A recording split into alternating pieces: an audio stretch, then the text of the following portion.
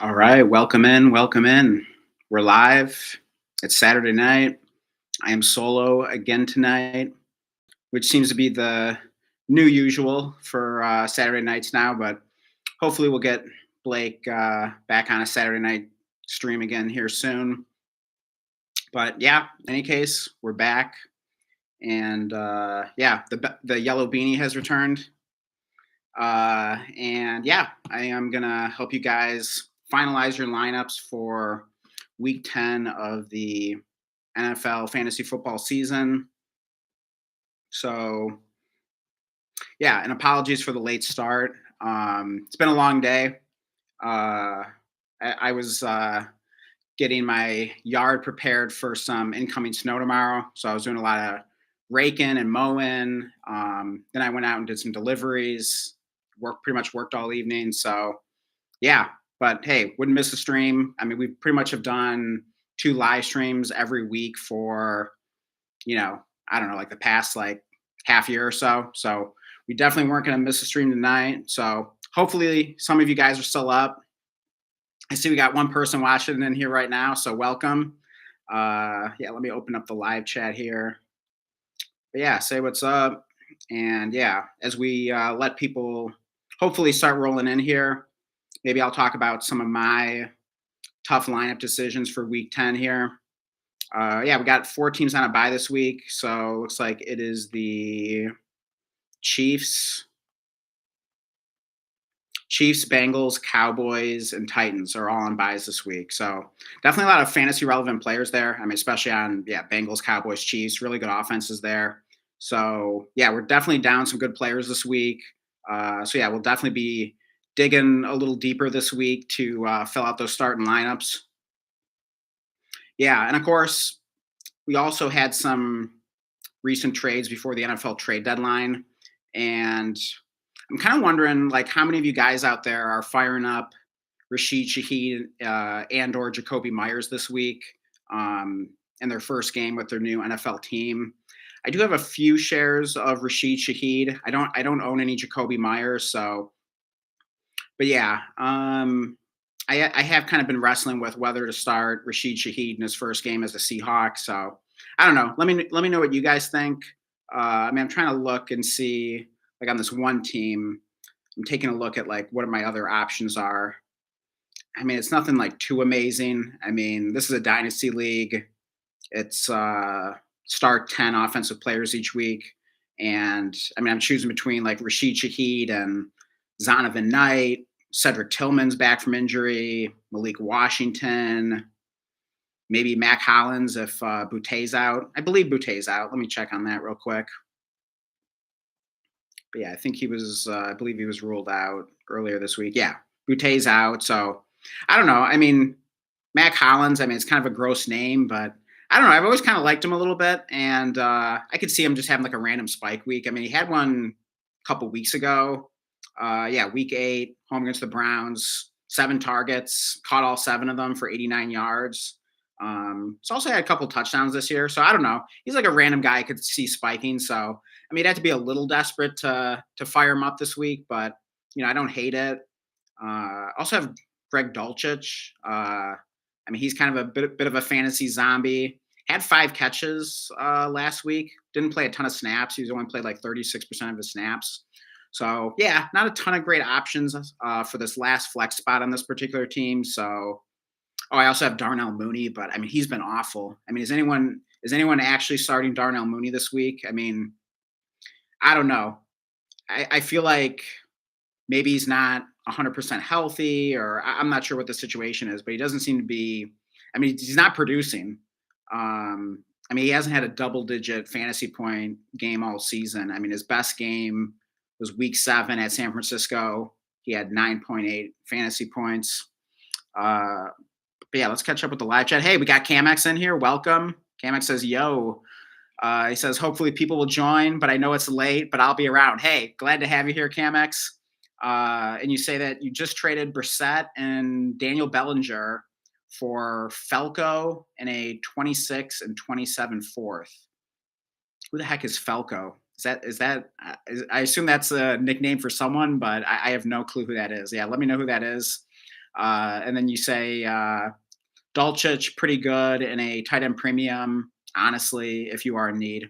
Yeah, I don't hate that call. I mean, of all those options I just listed on this one particular dynasty team, none of them are particularly exciting. I mean, any of them could have a random spike week. So it's just kind of figuring out which player do I feel lucky with. And then Camex, you say Flacco, my bad. Oh, okay. So you traded away Flacco. Or wait, no, you traded Brissett and Bellinger. You received Flacco and 2/4 and 26 and 27. Man, that seems like a great trade. How the heck did you pull that off? Um, I mean, Flacco's been so hot. Oh, probably because of the bye week, right? So, hey, kudos to you. I mean, that's a great strategy. Is taking advantage of the bye week. If you find a desperate manager who maybe has a losing record and they're desperate to win this week, and they've got a good player like Joe Flacco who's on a bye, um, I think it's a great strategy to take advantage of that. It's typically easier to get a trade done in that situation. Um, and yeah, usually you can. I mean, a lot of times you can get a player that normally you wouldn't be able to get. Because I mean, Flacco's been so hot. I mean, it doesn't seem like anyone really wants to trade him.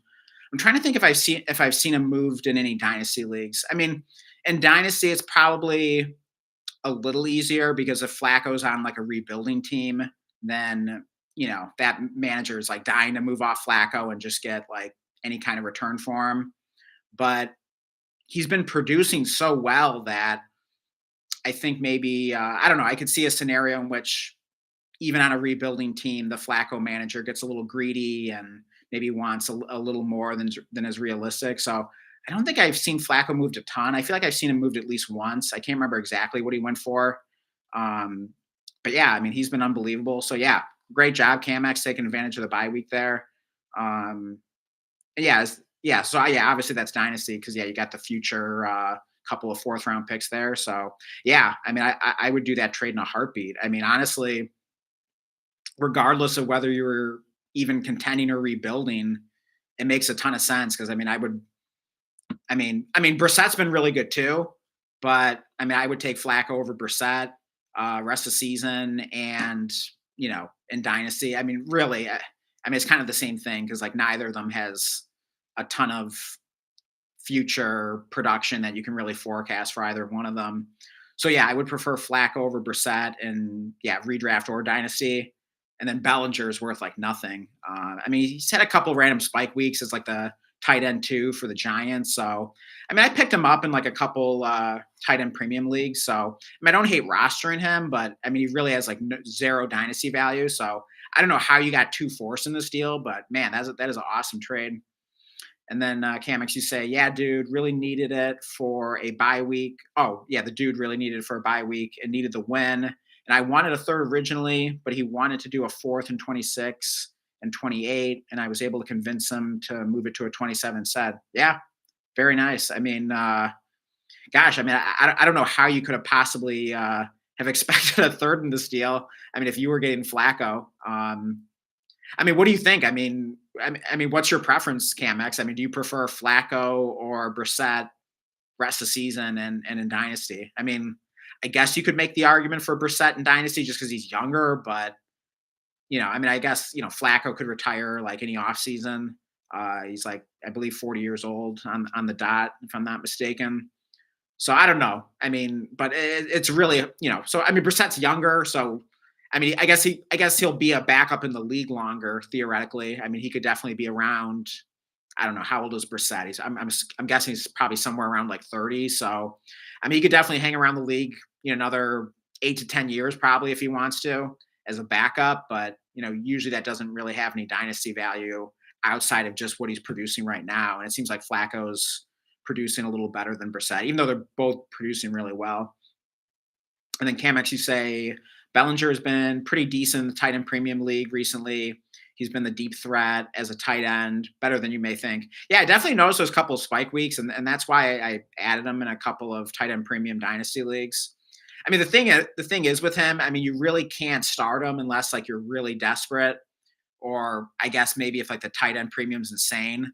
Like I've mentioned multiple times on different streams that I'm in this one league that I call the Crazy Tight End Premium League, and the tight end premium in that league is 5.0. So yeah, like maybe in that league, maybe Bellinger is like a decent start, but still, I mean, the floor is pretty low. I mean, he can very easily get you a goose egg. So I wouldn't even feel like amazing about it in that format. But yeah, I mean, not a guy to have on like on your bench. I mean, if anything happens to Theo Johnson, I definitely think Bellinger would become really, really interesting. Definitely startable at that point, I would imagine. But yeah, I guess he's not like a horrible, like super desperation start in a big tight end premium league if you're pretty desperate. And then Camex, you say that you like Flacco. You say I like Flacco more, but I think that he wanted a long-term backup option genuinely, especially with Flacco's shoulder. Okay, yeah, I guess Flacco does have the shoulder injury. I was concerned about that heading into his most recent game. Um, but I mean, it seemed to be a non-issue. I mean, certainly the results speak for themselves. I mean, that game was such a crazy shootout between the Bengals and Bears, and yeah, it didn't seem to impede him too much. I mean, he put up a monster game, so um, I mean, you know, I don't have too much concern, moving forward. But I don't know. I mean, could there be more to it? Um, yeah, but I mean, usually people in Dynasty, like, I mean, usually like they really aren't targeting like a long term backup. I mean, usually they would just look at Flacco and Brissett and just ask themselves, okay, which one's producing more right now? Which one can I expect to produce more the rest of the season? And pretty much that's just determining their value. So, but hey, I mean, great job to take advantage of the fact that the other managers seem to value having a long term backup in Brissett. I do wonder, what was he a Kyler Murray owner? I could see in that scenario maybe it'd make a little more sense. Um, and then Camex, you say he came with me for the trade today. I wasn't expecting him to do so, but I think he was just desperate to get a QB. He feels safer on, if I had to guess. Yeah, and probably like the bye week had a lot to do with it. So I really think that that's probably the answer here. That's probably why he was willing to give you a couple fours. But yeah, I mean that really is a good deal. I mean, I can't imagine myself being able to pull that off anywhere. I don't know. I mean, just a lot of the leagues I'm in have lot of sharp managers, and yeah, not I'm sure your league has a lot of smart managers as well. But yeah, that's a great trade though for sure. And then let's see. Yeah, so it looks like you're still the only person in here right now. So hopefully get some other people rolling in. But hey, if it's just the two of us here talking, like that's cool as well. Um, heck, I mean, I wish I could invite you on to like join the Zoom call. We actually like talk live here.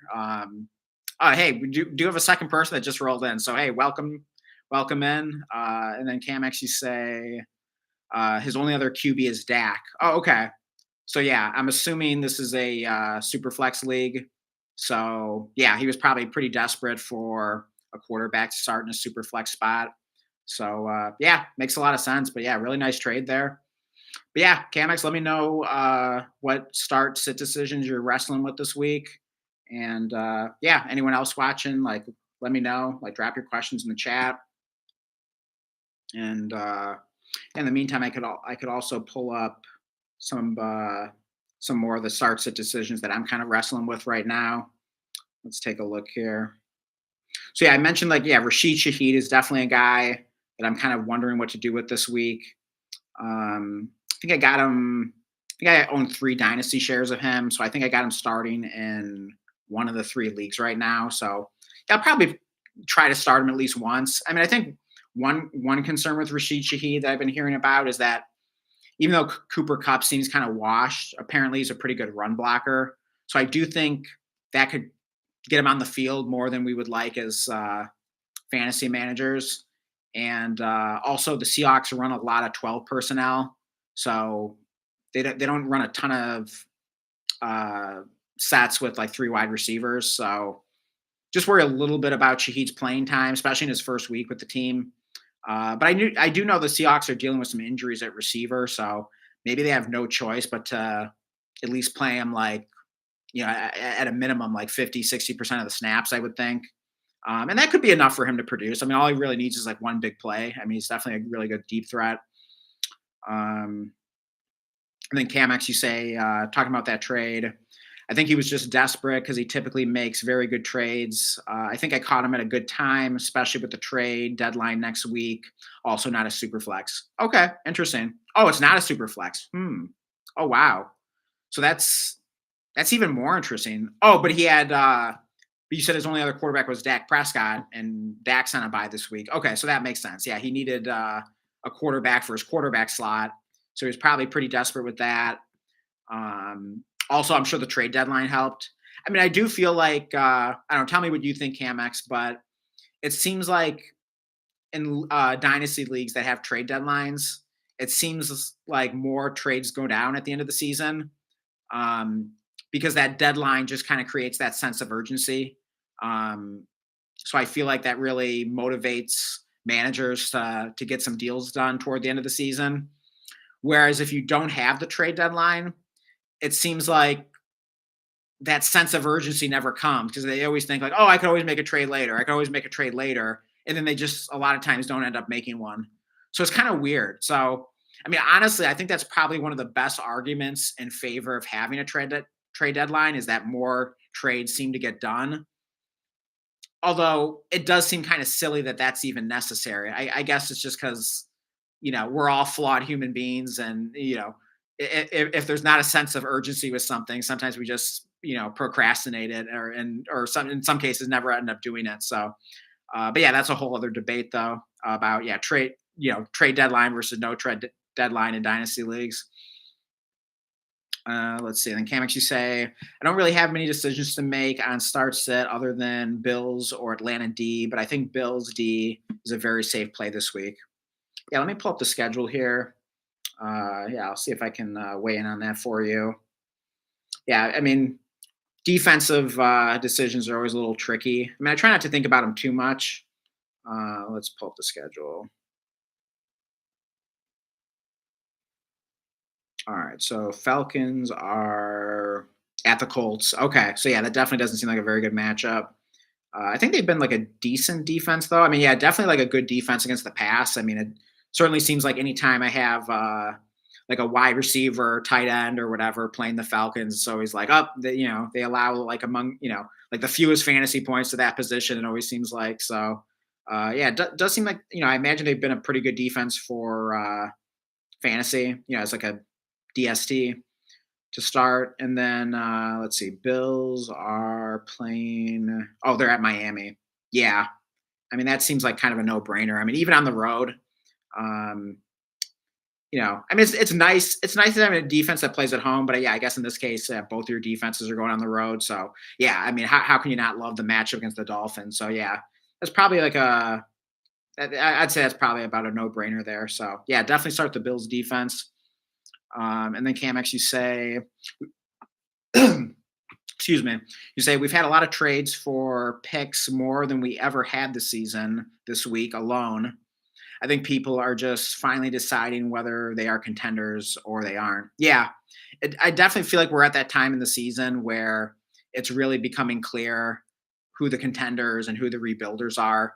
We're kind of at that tipping point where there might have been like one or two teams that was still kind of hanging on by a thread and thinking like, okay, maybe if they win a couple games in a row, they might be able to get back on track and maybe sneak into the playoffs.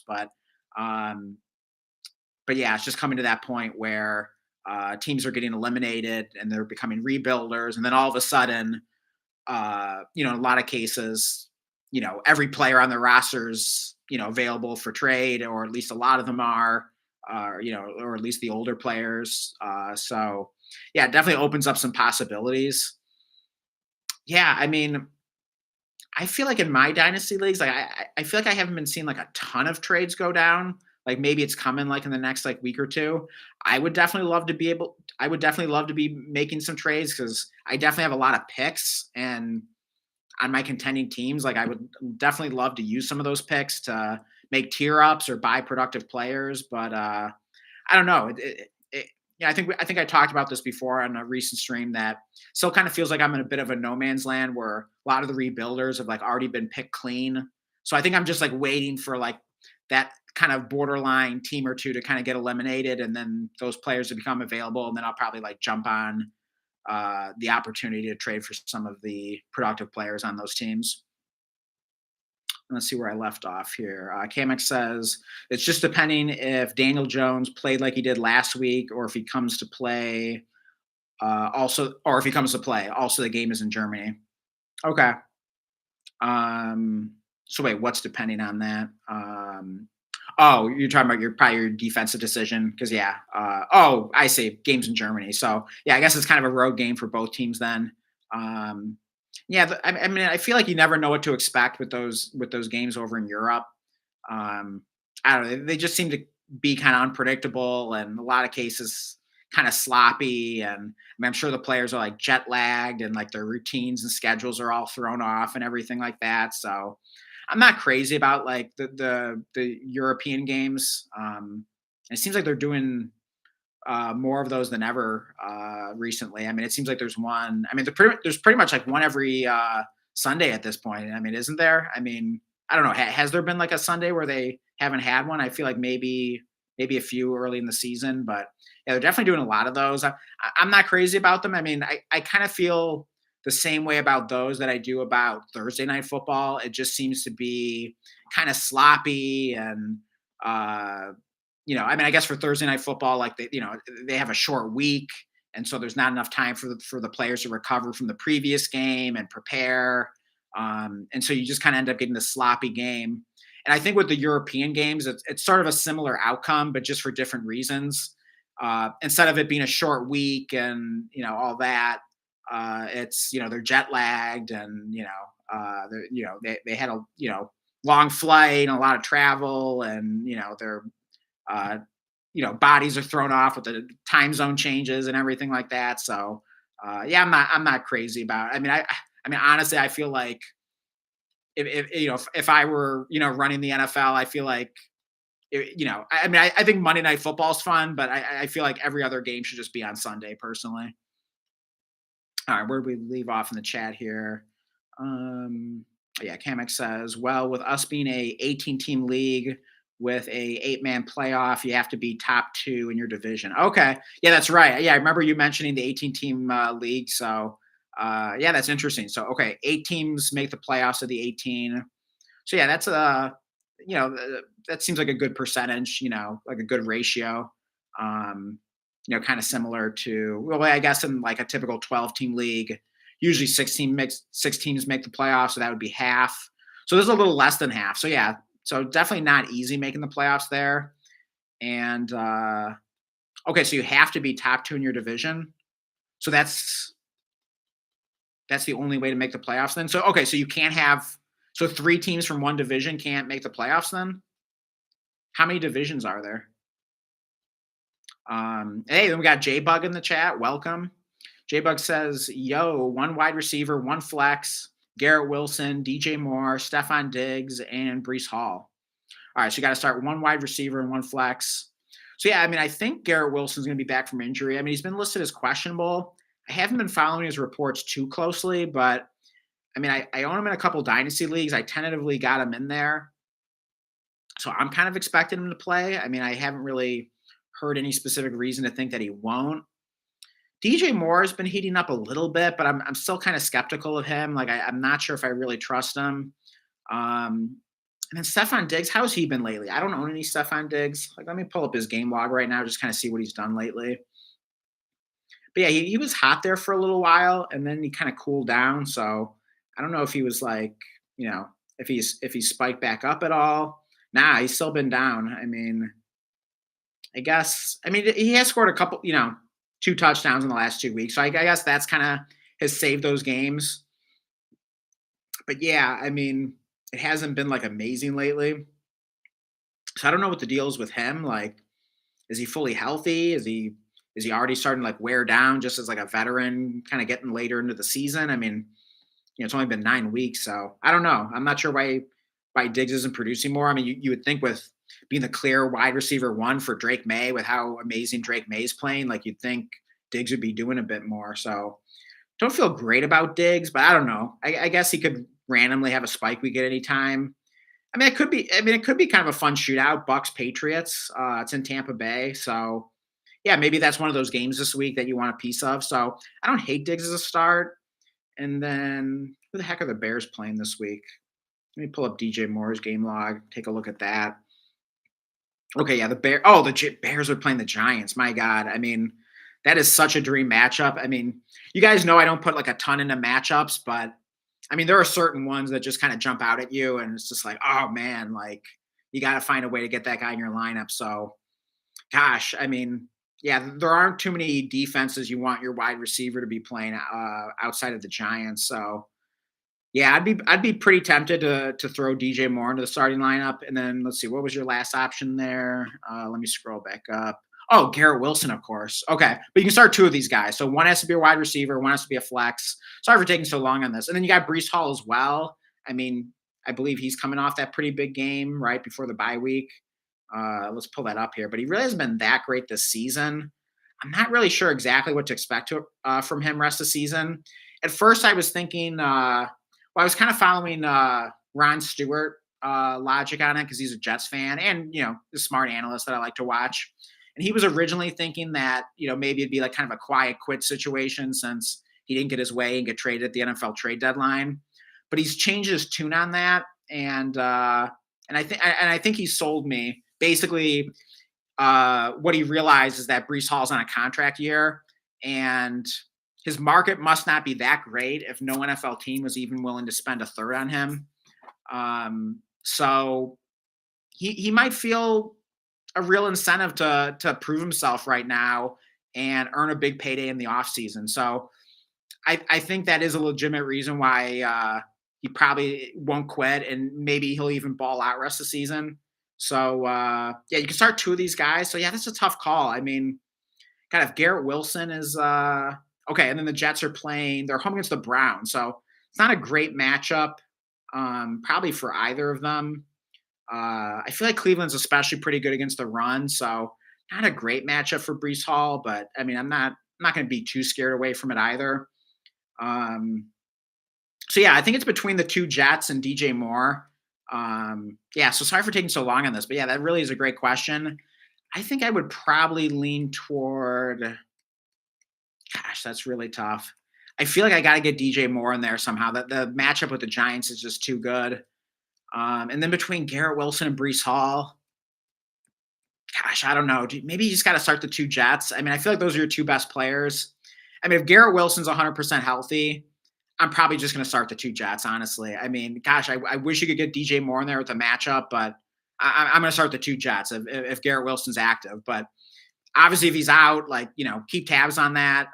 Or if he seems like he's iffy or, he might be on a snap count or something, I wouldn't hate the idea of, give him 1 week to kind of get back healthy, get through a game healthy, and maybe just play DJ Moore. So, but I'll say the two Jets, though, assuming everyone's healthy.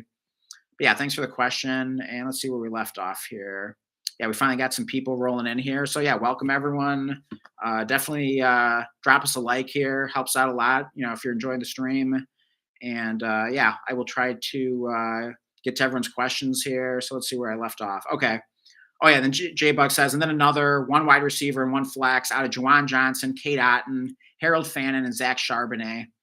Yeah, I mean, Zach Charbonnet doesn't seem too exciting. Juwan Johnson, I'm pretty into. I mean, even with Tyler Shuck at quarterback, the Saints traded away Rashid Shaheed. So, I mean, Juwan Johnson's already been pretty good this season, and he's probably only going to get more targets now. So I do like Juwan Johnson. Kate Otten's pretty interesting as well, just because, I mean, the Bucks still don't have Mike Evans or Chris Godwin. So I feel like Otten could continue to get pretty good targets. I mean, it seems like he's been producing lately. And of course, like Harold Fannon's been really good. So yeah, it's probably between those three. I'm going to assume this is a full PPR, but no tight end premium. So yeah, I mean, it's pretty much between those three tight ends there. I mean, let's see if like the matchups are tiebreakers at all here.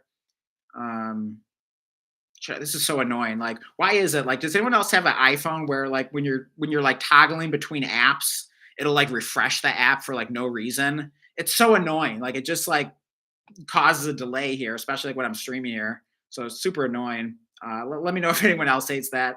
Yeah, I feel like iPhones used to be so much better. Like this is like and it's not even like that new. I think it's an iPhone 13, but this is the worst iPhone I've ever owned. In fact, I was thinking about recording a rant about it on a separate YouTube channel. So yeah, let me know if any of you guys would want to see that. But anyways, okay, Juwan Johnson is at the Panthers. So yeah, that seems like a pretty good matchup, just kind of generally speaking. Otten is home against the Patriots. That seems solid. And then Harold Fannin. Oh, of course, against the Jets. That seems like a good matchup. So yeah, I would definitely play Harold Fannin. And then between Juwan Johnson and Kate Otten, that's a tough call there. I feel like Juwan Johnson probably has the higher floor. I mean, it just seems like he's going to get the targets no matter what this week. I mean, there's just really no other choice the Saints have pretty much. It's just like him and Chris Olave catching the ball basically.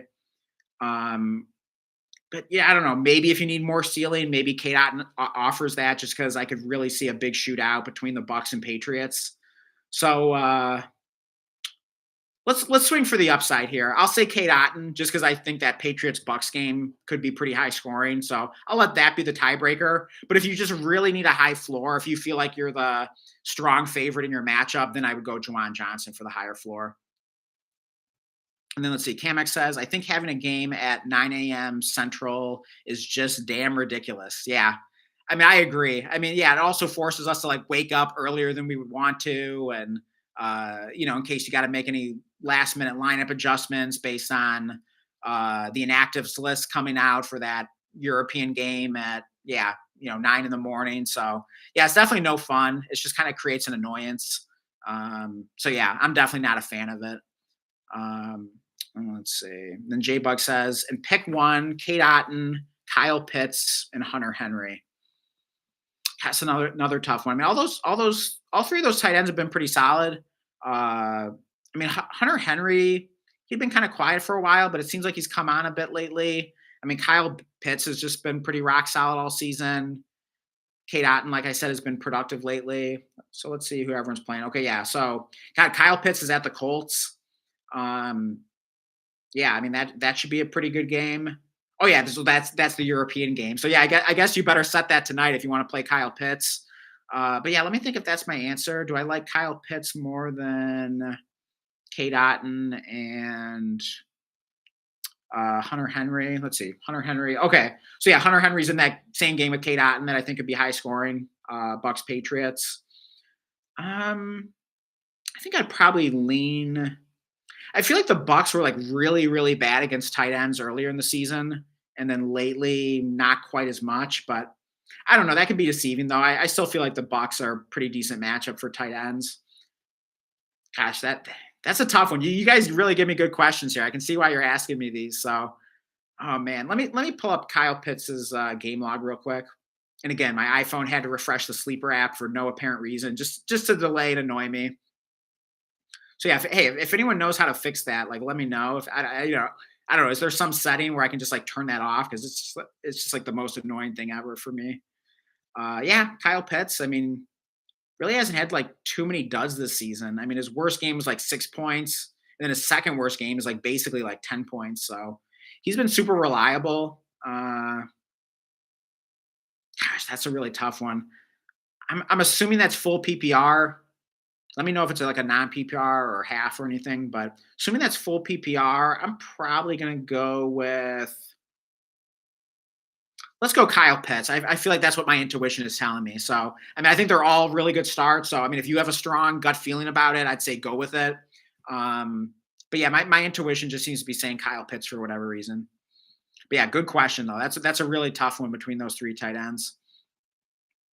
All right, and then what do we got next here? We got. Oh, hey, Josh Ryan, welcome. Good to see you. Josh Ryan says, I am stuck on what I need to do. My current RB1 is Javonte Williams. RB2 is Vidal, but also got Montgomery. I have a decent wide receiver room in Amon-Ra, Zay Flowers, and McLaurin win back. Yeah, so McLaurin's out again this week. and you say, I feel like I have to trade for a running back. Okay. So I'm assuming this is a redraft league. So let's see. Okay. So yeah, Javante Williams. And then yeah, Vidal, like he's been kind of up and down. It seems like he has like a good week, bad week, good week, bad week. He's just kind of been alternating back and forth. So hey, I mean, if that pattern continues, I mean he should be good this week. I believe they're playing, is it the Steelers this week, I want to say. Let me pull up the schedule. Let's see. Chargers. Yeah. They're home against the Steelers. It's the is that the Sunday night game? Yeah, that's the Sunday night game. Yeah, I could see Vidal being good in that game. I mean, I feel like the Steelers defense hasn't been too scary this season. So I mean, it's definitely not a matchup I'm shying away from. But yeah, I mean, even if Vidal's a decent start this week, I mean, if you really have, I mean, if he's your RB2 and you really have not much under, oh wait, you do say you have Montgomery though. So yeah, I mean, Montgomery's been up and down. I guess kind of similar to Vidal. Like you kind of like never quite know what you're getting from him.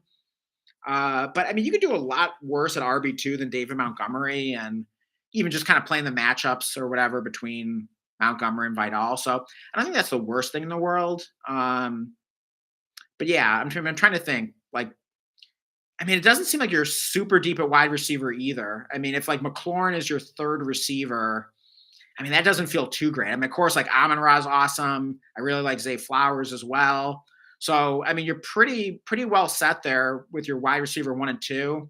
Let me know if this is like a one flex league or two flex, or let me know how many receivers you have to start each week and how many flex you have to start each week.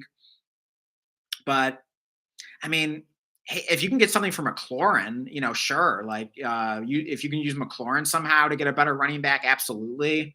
I don't think McLaurin has much trade value right now in redraft. I mean, or dynasty for that matter.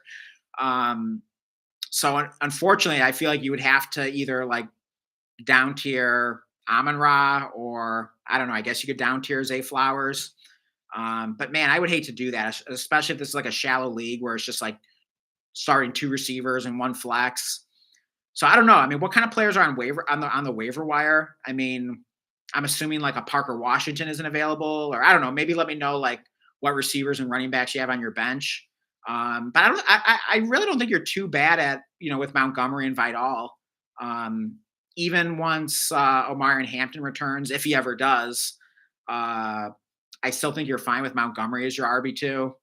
Also, I mean, don't forget like Montgomery always gives you that massive upside if there were ever an injury to Jahmyr Gibbs. Montgomery would pretty much be a league winner at that point. So yeah, I don't hate that. So my first thought is like I probably wouldn't be. I don't know. I'm trying to think like, would I make any trades there? It would help to see the rest of your roster, and even kind of like if you wanted to let me know like who's the best like running back or receiver on waivers, just to kind of give me an idea of that.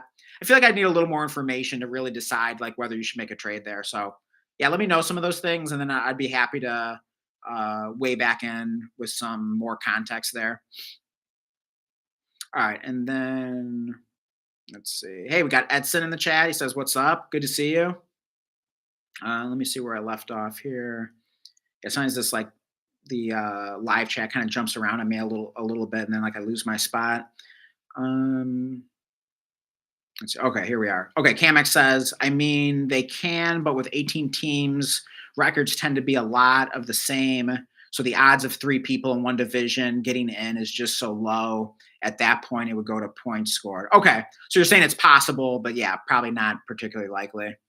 Um, and then let's see. Camex says DJ Moore is just the hot hand right now, as is.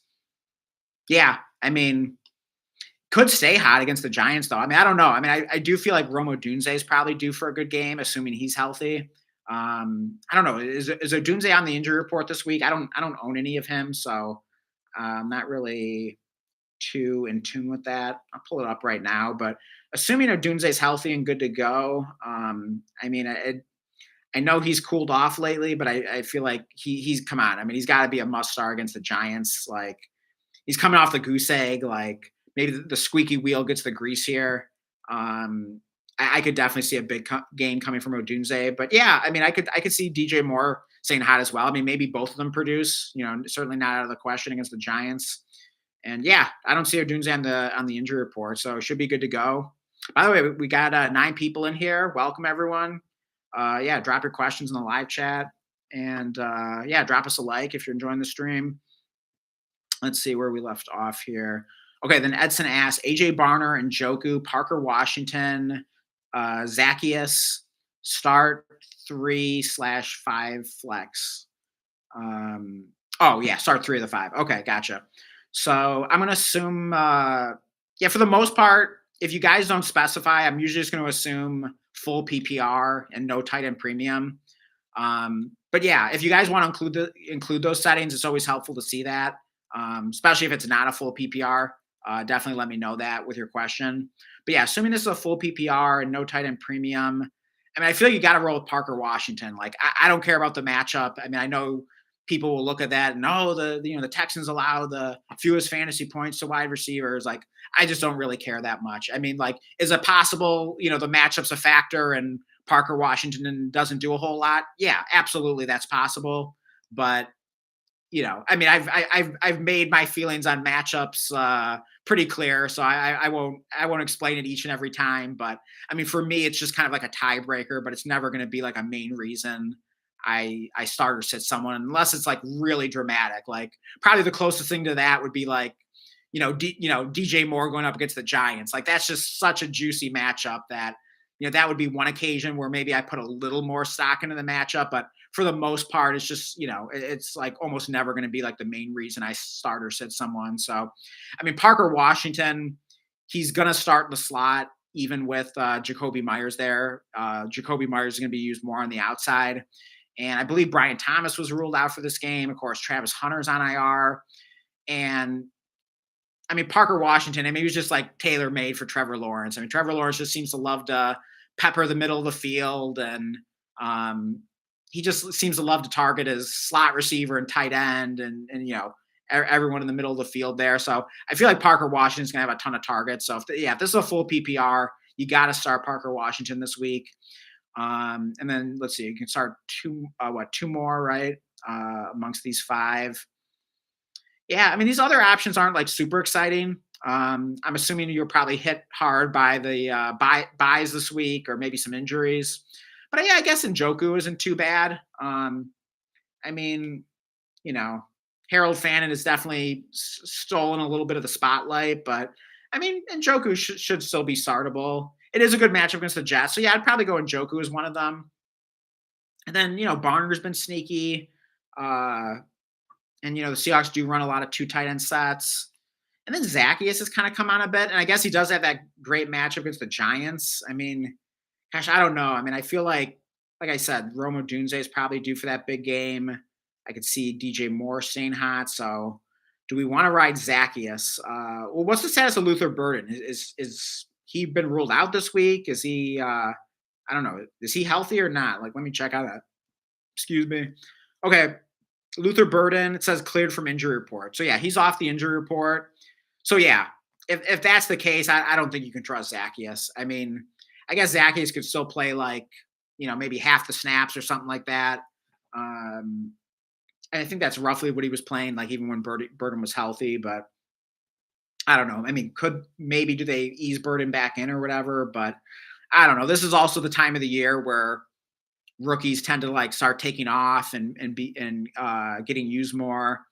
And so yeah, I wouldn't want to start Zacchaeus. So definitely Parker Washington and Njoku. And then I guess it would just be between Barner and, well, you said start 3 of 5, but you only listed 4 guys. So okay, so 3 of 4. I'm gonna go Barner then. Yeah. So, but yeah, let me know if you forgot to list someone, because I'm only seeing 4 names there. And then we got Way Faster in the chat. I think that's a new name. If so, welcome to the channel.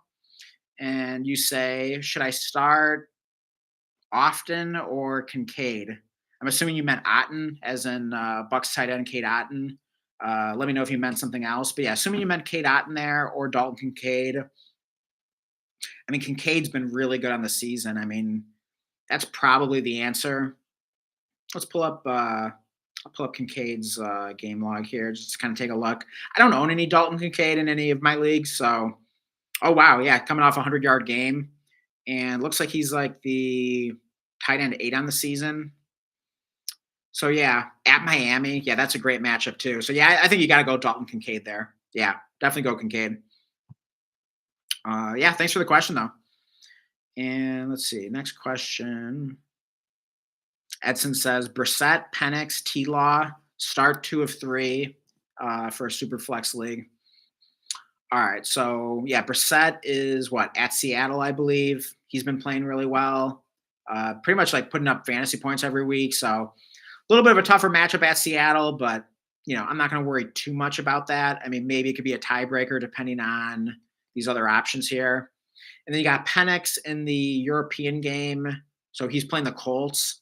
I mean, that seems like a good matchup. I mean, I know the Colts traded for Sauce Gardner from the Jets at the trade deadline. So I don't know exactly how much Sauce Gardner is going to play, but I'm not going to worry too much about that. He might not even be playing full snaps or whatever. Might still be getting acclimated to his new team or whatever. So I'd still consider the Colts to be a really good matchup for Penix. I believe he's coming off a good game as well. And then yeah, Trevor Lawrence. Yeah, he hasn't been too inspiring. Yeah, I wouldn't feel too good about Trevor Lawrence. I like Parker Washington, but I would not be going out of my way to start Trevor Lawrence. So yeah, I would go Penix and Brissett there. And then Edson also says half half tight end premium, by the way. Oh, okay. So it's a 0.5 tight end premium. I assume that was for your previous question. Let's remind myself what that was. Oh, that was the one with like Barner and Joku, Parker Washington, Zacchaeus. Yeah, so it doesn't change my answer. In fact, yeah, it just makes me feel that much more confident starting in Joku and Barner, as well as Parker Washington. Let's see. And then Edson says, iPhone makes old ones slower. You like 4 iPhones behind you, def gonna have it slow at AF. Yeah, okay. Hey, that doesn't surprise me. I mean, Apple, we definitely what was it? Like a few years back, they pretty much like admitted to doing that, like intentionally like slowing down older iPhones. In fact, that's why for many years I would just like stop upgrading the operating software on my iPhone so that they couldn't do that. But I was pretty much like forced to update it if I wanted to continue doing deliveries for DoorDash and Uber Eats. Like they make you pretty much have the latest operating software and everything. But man, that really pisses me off to hear that, and definitely does not surprise me. But like, my God, that is just so freaking cheesy to do that. It doesn't even seem that old. I feel like what have I had? I feel like I've had this phone for like 2 years, so it's just like, like what am I supposed to like? I had to get like a new iPhone like every single damn year. It's just so stupid. Anyways, though, sorry, I could like rant for so long about Apple and iPhones and everything. I used to love Apple, but yeah, I just feel like they haven't been the same like pretty much since like Steve Jobs died, like whenever that was. But I don't know. It just seems like for the past like I don't know 5 to 10 years, like it just in the old days, I just feel like Apple was such a better company and just made such better products and it costs a lot less then. So yeah, I don't know. Nothing good ever lasts. It seems like. Sorry, that sounded so cynical. My bad, my bad. But anyways, getting back to the questions here. Let's see.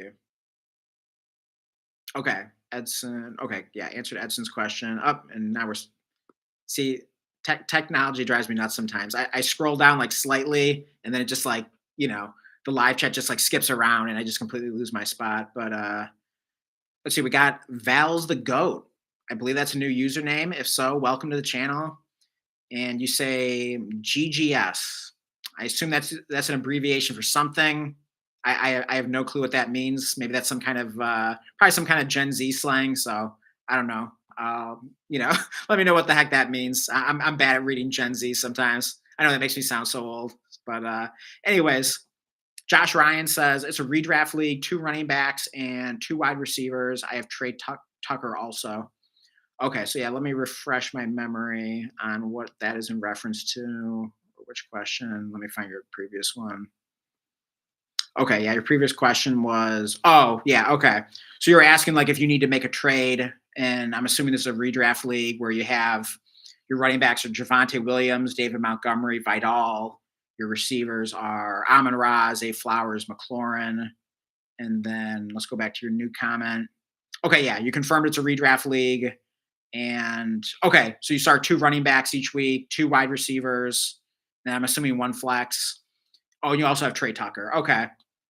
Yeah, I mean, Trey Tucker's not bad. I mean, I was hoping for more after they traded away Jacoby Myers, but I mean, that Thursday game was just so brutal. I didn't even watch it, and I mean, I saw some of the highlights, but I wasn't like sitting down watching that game. I'm glad I didn't because I mean, it looked god awful. Um, but yeah, I was disappointed because I mean, I started Trey Tucker in a couple of like dynasty leagues where you start like 10 or 11 players. So with the buys and injuries and everything, I basically had to throw him out there, even though I didn't feel great about him in a Thursday night game. But I was hoping with Jacoby Myers gone that he would get more targets and everything, and was hoping he was just due for a good game because he's been like a little on the quieter side lately. But I still think he should be a solid receiver the rest of the season, in spite of what we saw Thursday. Um, so yeah, I mean, looking then at your team, like I'm trying to think, like, would I be looking to make any trades there? Again, I'm assuming it's just like one flex. So I'm assuming it's like a pretty typical shallow redraft league. I'm assuming like full PPR. Um, I don't know. I'm not sure like what exactly I would do. Like I don't know if you really necessarily like need to do anything. Um, I mean, I guess yeah. I mean, if you're starting, I guess your flex spot is basically between like whichever running back you don't start between David Montgomery and Vidal. So let's just say it's like Vidal. Let's say like Montgomery's your RB2, probably most weeks. So your flex is between like Vidal and Trey Tucker, basically, and theoretically McLaurin. If and when he's ever, whenever he's healthy, which doesn't seem to be that often lately. Um, so yeah, I mean, you probably could use a little more depth. I guess probably the easiest way to do that would be to down tier Amon-Ra St. Brown, but I would definitely be looking to make someone, pay up big time. Like if they want to get Amon-Ra St. Brown in a shallow redraft league like this. So they would have to give me a really, really juicy deal. But hey, I mean, someone might be willing to do that. I mean, there might be like a loaded team out there with a ton of depth and they've got like great players on their bench each week. And, they might be happy to give you two really damn good players for Amon-Ra, just to give them like a small like tier up there. So I'm trying to think of like a good receiver that you could like tier down from like Amon-Ra St. Brown. Um, Although I guess your priority was more like getting a good running back. So let's look at it cross positionally first. And here I'm pulling up like the running back leaders for this season. All right, so I'm looking for someone like who's maybe worth like a little less than St. Brown. So then you could get like a wide receiver on top of whichever running back. I mean, what about like a Javante Williams? I mean, he's been awesome, and he still like doesn't seem to be like a big name. Also, he's coming off like a down game and then a bye week, so I bet that'd be a good trade target. So maybe see like what wide receivers that the Javante Williams owner has. Um, but I could see doing a deal where like you move St. Brown and get like Javante Williams plus. I mean, I'm trying to think like what receiver you get added to that. I mean, it probably wouldn't be anyone like too crazy because I mean Javante Williams has been damn good this year. I mean, he's like the RB6. Um, but I feel like you get a little something on top. So I don't know. I mean, like maybe in a dream world, you get like Javante Williams and like a Michael Pittman type. That might be a little ambitious. I mean, maybe you'd have to settle more for like a Alec Pierce type, like someone like that. But yeah, I wouldn't hate that. I mean, if you wanted to improve your running back room, I mean, I don't know. I mean, where would you guys? How would you guys like rank in a redraft league? Let's say full PPR. Amon-Ra St. Brown versus Javante Williams. I mean, I feel like most people would probably take St. Brown, but I feel like that's pretty close. So if you can just kind of get like a free, decent receiver thrown in, like an Alec Pierce type, um, Yeah, that wouldn't be bad. I mean, let me look at some other options here. Let's see. I mean, I'm sure you couldn't get Gibbs, even though Gibbs is coming off a down game. I mean, you could try though. I mean, could you do that swap straight up? I mean, I wouldn't hate that if you just wanted to get better at running back. What about Rico Dottle? I mean, Rico Dottle is a fun guy to get. I mean, I don't know if the trade window's closed because he just had the big game at Green Bay, but like, could you get like Rico? Could you get like Rico Dottle plus an Alec Pierce or maybe even someone a little better than that? So, but yeah, I wouldn't hate like a down tier like that if you get like either like two really good players or one player that's just like slightly below St. Brown, but then you get another like fun throw it on top at like a different position. So like if you're good enough, if you're down tiering to a running back, you get a receiver thrown in. If you're down tiering to a receiver, you get a running back thrown in. So yeah, hopefully that makes sense. Hopefully that gives you a few ideas. But yeah, thanks for the context. That definitely made it easier for me to answer your question there. So hopefully that helped. And let's see where we left off here. Yeah, again, like I don't know why this like live chat moves around so much. My apologies, guys. Okay, let's see. Okay, and yeah, Josh Ryan, you also said it's a 12-team league. Okay, that's also good to know. Yeah, that doesn't really change any of my advice there. Hey, we got KO Kingdom in the chat. Good to see you. And you just write Bears Giants. Yeah, well, that was the that was the game last week, right? Sorry, it's kind of late, right? Here, wait, let me pull that up. Yeah, that was the crazy shootout, right? There we go. Oh wait, no, wait. Do they play this week? Sorry. It's and now my iPhone's refreshing again. So freaking annoying. Um, yeah, Bears Giants this week. Okay, yeah. Are you going to the game, KO Kingdom? Yeah, let me know. Oh, you say who you got? I would say yeah, Bears Giants. So let's say the game's in Chicago. I mean, come on, we gotta go with the Bears, right? Yeah, we're going with the Bears here. Absolutely. Yeah, Bears at home. Seems like they've been playing a little better lately. Um, Wait. Oh yeah. So I got mixed up. I was thinking of what was the game last week of Bears Bengals was that wild shootout. Did they end up winning that one? I can't even remember now. But yeah, that was a crazy game. So yeah, I mean, this should be another fun game. I mean, it's definitely two teams that I mean, Blake and I were talking about this in the stream on what was it, Wednesday, I believe, or definitely a recent stream of just about how it just seems like there are these like handful of teams where a lot of good fantasy relevant players and like bad defenses on the other side.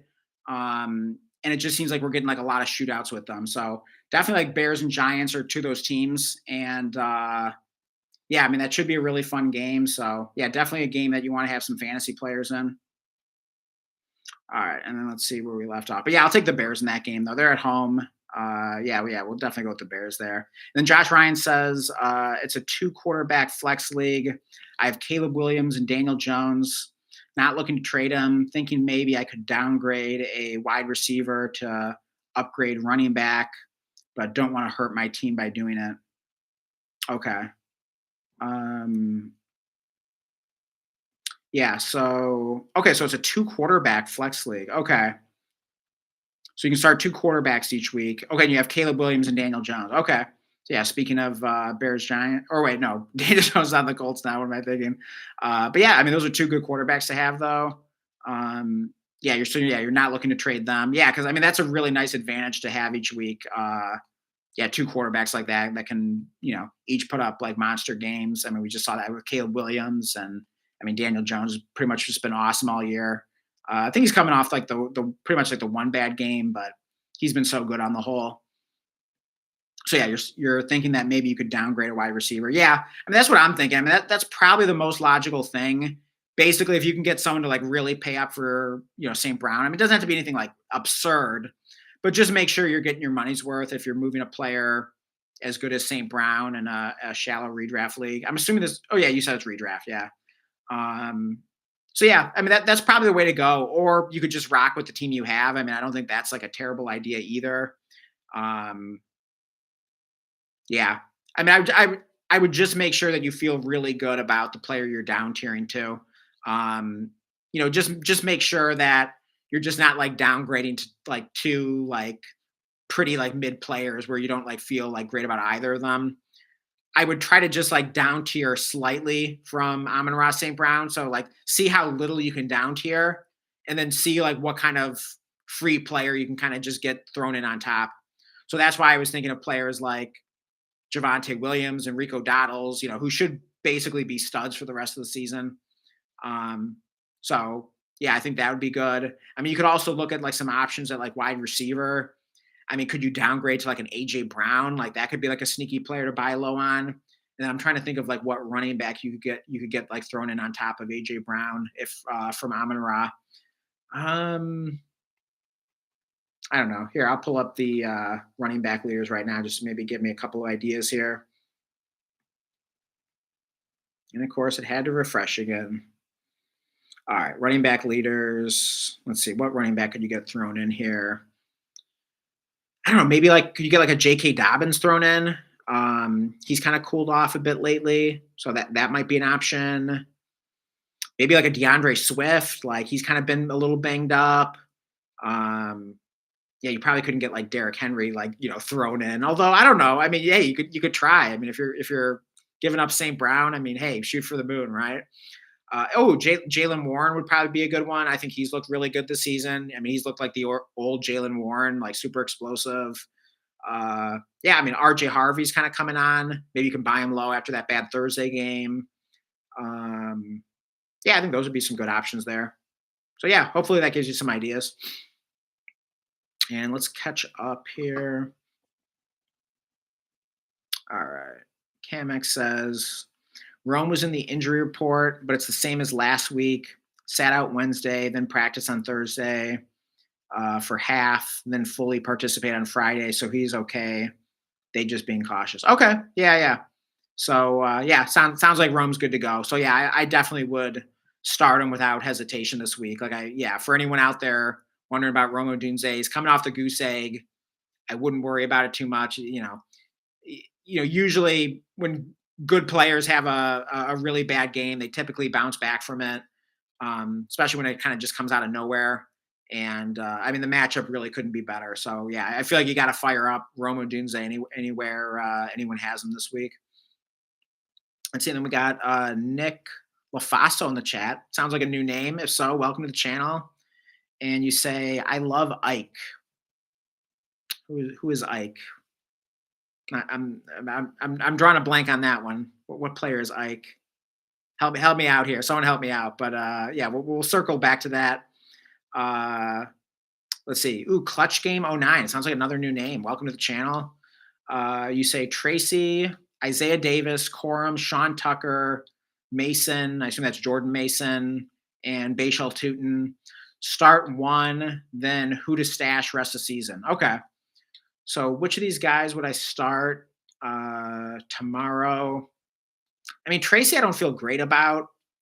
I mean, I honestly, I might prefer Devin Singletary rest of the season, but I could see Tracy, having a good game. I mean, all he has to do is make one good play.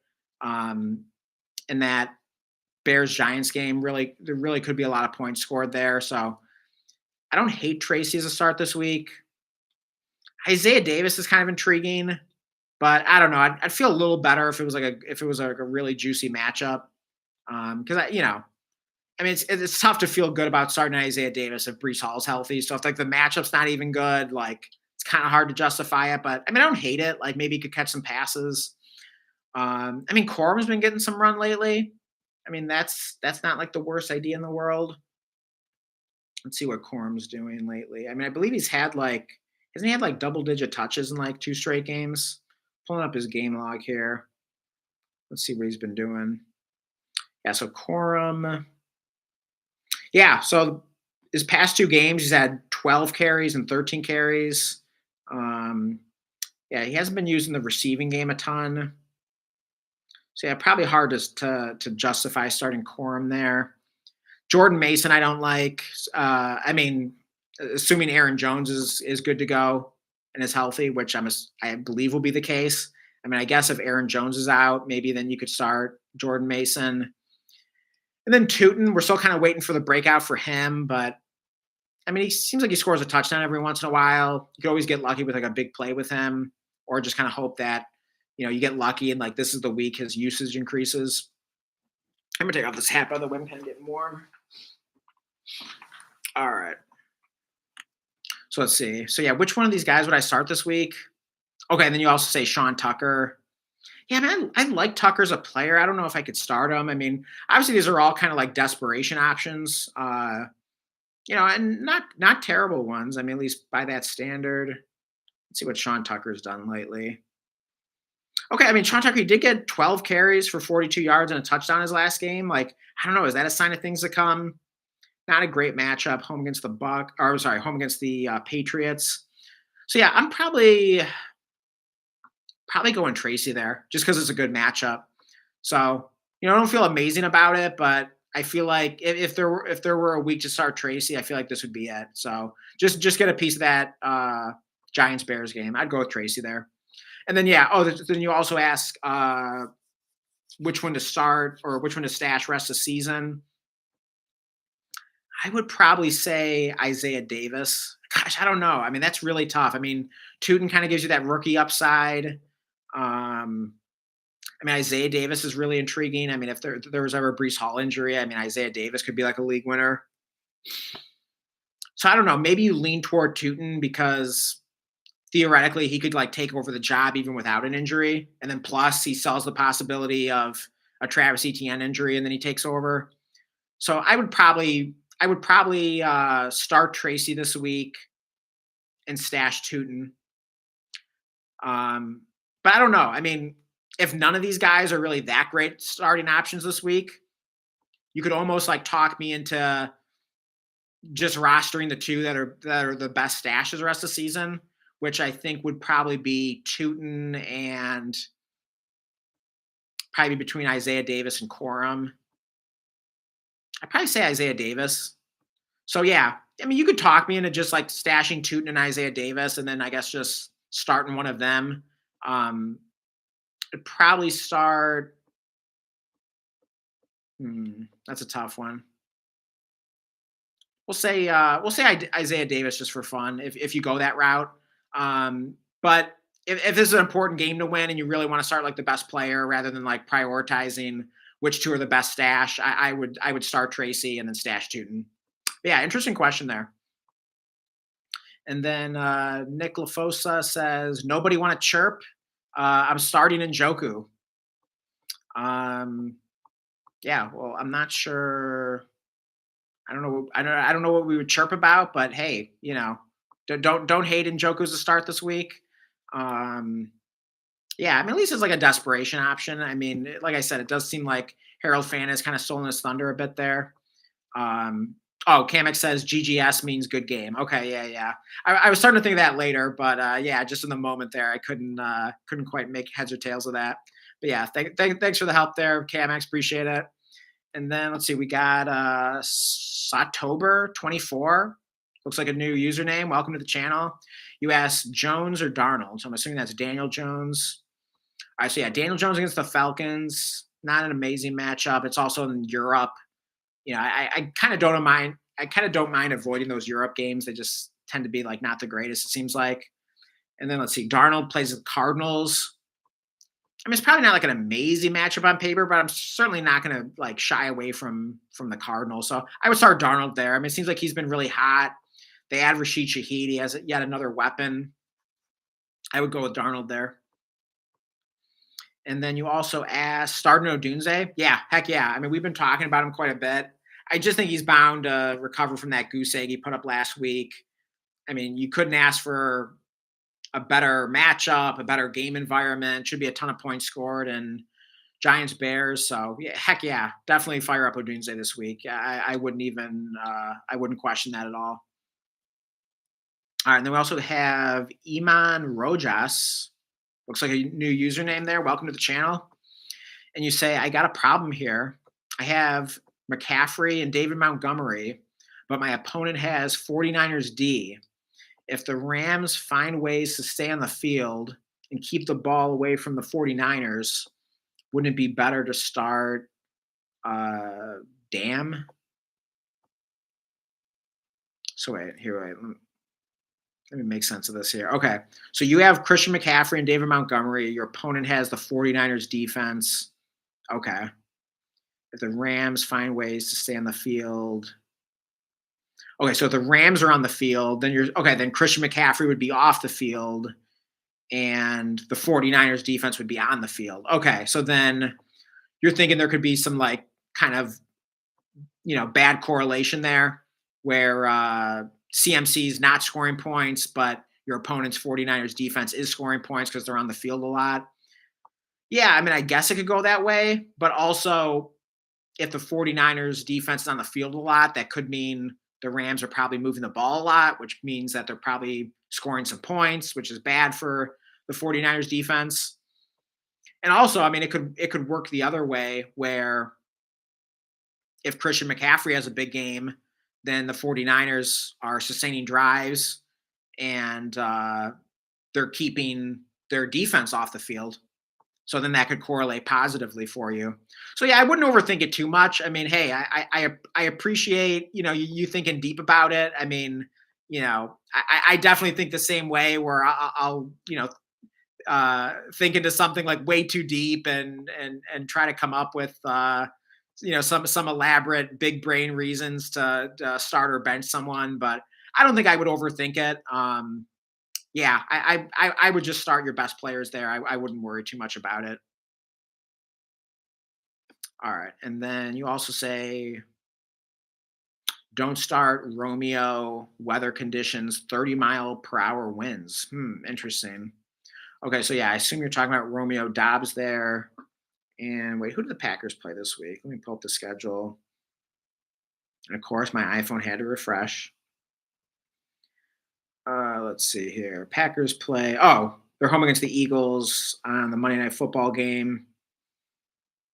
So yeah, I don't know. I mean, not really a matchup that scares me too much. I mean, Romeo Dobbs has been awesome. I mean, he's definitely not a guy I would like go out of my way to bench at this point. I mean, like he's probably got to be in like most starting lineups this week and just kind of in general. I mean, heck, maybe even rest of the season. I mean, I believe Matthew Golden's banged up, and it just kind of seems like Romeo Dobbs is the guy there. I mean, I know Christian Watson's back, but I mean, Dobbs just keeps producing. So, um, yeah, I mean, you guys have probably guessed. I mean, I'm sure I've talked about it before. Kind of similar to matchups. Like, I try not to put too much into weather. I mean, if something's supposed to be like really ridiculous, they're playing in an absolute like blizzard, or it's just gonna be insane. Like, sure. So yeah, I mean, you're never excited to hear there are going to be a lot of wins in the game. That can certainly affect the passing game a little bit, but you just never know. I mean, weather predictions end up being wrong, or maybe it's there for a little bit, but then it gets better. And, so it's hard to really put too much stock into that. And that's not to say it couldn't be a factor. Like, it absolutely could. But I just feel like in the past, any time where I like, bench someone because like the weather was going to be bad, I usually ended up regretting it. So I try not to put too much weight into the weather forecast, but it's something to be aware of. I mean, maybe if you were like really split, deciding between Romeo Dobbs and another player, okay, maybe if the weather is supposed to be that bad, you use it as like an absolute tiebreaker between the two. But just in my experience, I would just advise I wouldn't sweat it too much.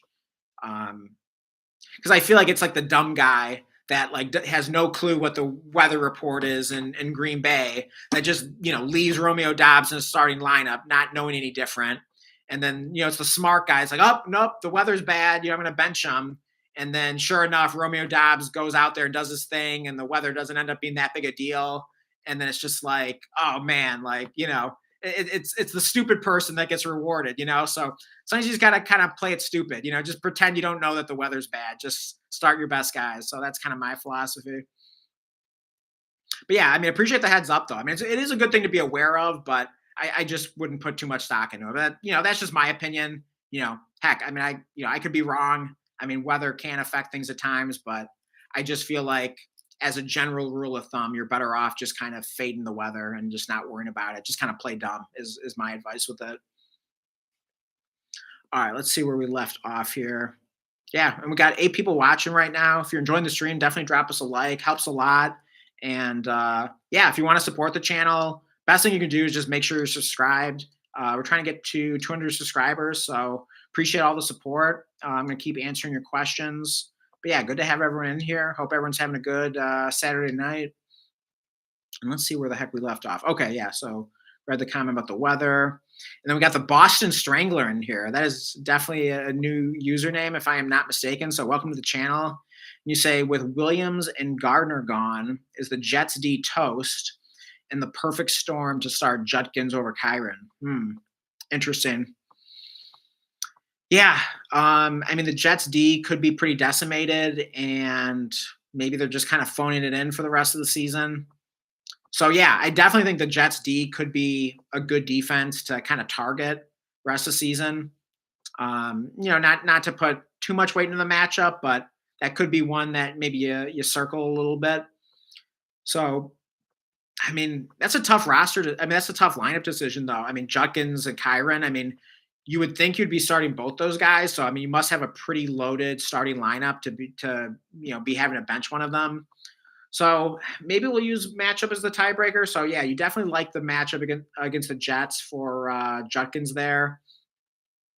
And then for Kyron at San Francisco, yeah, it seems like kind of just a middle of the road matchup. Nothing you're really worried about, nothing you're going out of your way to start against. So yeah, I mean, I'd be fine starting Judkins over Kyron, using that as a tiebreaker, because I mean, I'd say they're probably pretty close this week. So yeah, I think I'd lean Judkins slightly there. But yeah, that's an interesting one though. And then you also ask, can Shaheed get 15 PPR this week with Cup banged up? Okay, so you're asking if Rashid Shaheed can get 15 points in a full PPR league this week with Cup banged up. So yeah, I'm not sure. I mean, is Cup expected to miss the game? I mean, I'm assuming he's probably like questionable. I'm pulling him up here. Let's see. Yeah, I don't own any Cooper Cup, so haven't been following him too closely. Yeah, he's listed as questionable. Okay. For what it's worth, a sleeper blurb says Cooper Cup should be active versus Cardinals. Okay, and that's according to ESPN's Jeremy Fowler. So at least they have a good source to it. So it's not just some sleeper AI BS there. So yeah, we'll assume Cooper Cup is going to be active for this game. So would I start Rashid Shaheed? Yeah, I was actually talking about this in the beginning of the stream. I own 3 Rashid Shaheed shares in Dynasty. Probably gonna like end up starting one of them just because I don't have like a ton of other great options there. But the tricky thing with the Seahawks is they run a lot of 12 personnel, so that's 2 tight ends. So that means they don't have a lot. They don't run a ton of sets with 3 wide receivers. And although Cooper Cup might be washed a bit, he is a good run blocker, reportedly. So that could keep him on the field more than we'd like to see. But I mean, Shaheed just needs like one big play to pretty much produce. He could certainly hit one big play, even if he's only playing like, 50, 60% of the snaps. I'm not saying that's going to be exactly the case. Maybe it ends up being more. It is his first game with the team, though. But I mean, the Seahawks are dealing with some wide receiver injuries, even if Cup plays. So I think Shaheed's playing time will be decent. I would expect him to play at least half the snaps, if not more. So, I mean, 15 points in a full PPR.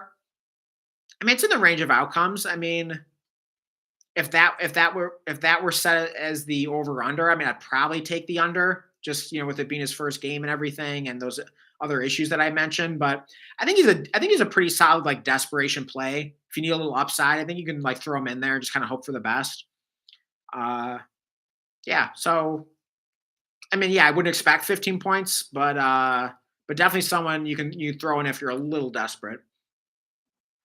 And then the Boston Strangler also asks, is Gadsden worth starting over Swift in flex spot and half PPR after Monangai? Okay. So yeah, Swift's still I mean, Swift's still kind of banged up. Let me check the injury report.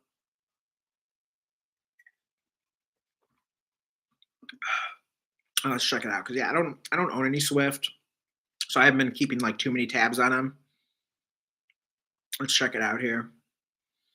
All right, so Swift anticipated to play against the Giants, according to ESPN's Adam Schefter. Swift is anticipated to suit up on Sunday. Okay, so we'll assume Swift is active and healthy. Um, all right, sorry, wait, I just lost my train of thought for a second. Okay, yeah, Gadsden. Yeah, you were deciding between Gadsden and Swift. All right, so Gadsden. I mean, Gadsden. He's got a pretty good matchup, doesn't he? Because he's playing the Steelers, if I'm not mistaken. Yeah, Gaston is home against the Steelers. Seems like the Steelers are always awful against tight ends. I know. I think the one exception was like Tyler Warren did like nothing against them. What was that like last week? So that was pretty shocking. But on the whole, I feel like the Steelers are like always bad against tight ends. Like this year, just like recent years, even. Um, so I definitely like Gatson this week against the Steelers. Okay, gosh, and then Swiss is in that game against the Giants. I mean, that's such a good matchup in the potentially high scoring game. So man, that is a really tough one. All right, so what did you say the scoring was? Half PPR. Okay. If it's only half PPR, I think I'll lean toward Swift. I mean, I guess you could have some concern about Monangai, how he's played well in Swift's absence and everything like that, but I would still expect the Swift to be the main running back there. I mean, I'm sure they'll still use Monangai a little bit. I mean, hopefully Monangai could maybe get like 10 touches still or whatever, but I would still expect Swift to get 15 or so touches pretty easily, I would think. Um, yeah, it just seems like a great matchup. So yeah, I'd lean Swift there, but man, that is a really really tough one. If you said it was full PPR, I might say Gadsden, um, but I'm going to go Swift there in a half PPR. I think you just got to favor the running back, and Swift's been really good this season. So let's go with Swift there in that Bears Giants game. That should be a fun game. All right, and then Nate Vieira sounds like another new name. Welcome to the channel. You ask Demercado or Camara. Okay, so hey, we're digging deep on this one. We got our first Amari Demercado question. He kind of came out of the woodwork, kind of out of nowhere, and was like the main running back for the Cardinals last week. So I'm not exactly sure what to think of it. I mean, it seems like it could be kind of a hot hand situation in the Cardinals backfield, between him and Zonovan Knight and Michael Carter. And then they probably should get Trey Benson back at some point here, I would think in the near future, but not this week, of course. But I don't know. I mean, could Demercado kind of hang on to that workhorse role in the Cardinals backfield? So he is at Seattle. I mean, Kamara's been like unstartable lately. I mean, I don't know. Does he even have like a good matchup that could like maybe compel me to squint and tell myself a story that maybe he could have a decent game? Okay, it is a good matchup at Carolina. But gosh, I mean, yeah, Kamara just seems so gross right now. And then I believe he's still on the injury report. So, I mean, I'm assuming Kamara is going to play, but haven't really heard much about it. I mean, he's felt like so irrelevant for fantasy this season. Uh, let's see. Okay, yeah, his list is questionable. Let's see. Yeah, so I'm not really sure if he's going to play or not. If he plays, gosh, I don't know, guys. Are we here? Are we starting Demercado over Alvin Kamara? I mean, my God, did you think we'd ever see the day? Like, it sounds so wrong, doesn't it? It just sounds so wrong. But I mean, how bad has Kamara been? I mean, let's pull up his game log here. All right, in his last, oh my lord, his last game, he didn't even score a fantasy point. He had 0.7 of a fantasy point last week. 6 carries, 14 yards, 3 targets, 1 catch for 3 receiving yards. Game before that, well, 2 games before that, 6 fantasy points, 6.5, then the 0.7. I mean, it's been brutal. Seems like his usage is kind of trending down too. Looks like he's getting like fewer and fewer touches each week, fewer and fewer snaps. My God. I mean, it's been brutal. And then even if he's healthy, even if he's active, is he fully healthy actually? Could he be hobbled at all? I mean, what kind of injury is he even dealing with here? He is dealing with an ankle injury. So doesn't sound like a great injury to have for a running back. I'm going Demercado. I don't know if that's nuts. I'm just going to hope Demercado is now the Cardinals' workhorse running back until Benson gets back. Who knows if that actually happens? But I'll take my chances with Demercado. Yeah, as gross as that sounds. And then Iman Rojas says no Rams scoring, and at the same time keeping McCaffrey off the field. Okay, yeah, you're just clarifying your earlier question. Um, Wait, no Rams scoring and keeping McCaffrey off the field. But wait, I mean that doesn't really make sense to me because if they're keeping McCaffrey off the field, that means that the Rams are on offense, and so that means that the 49ers are on defense. And didn't you say you're playing against the 49ers defense?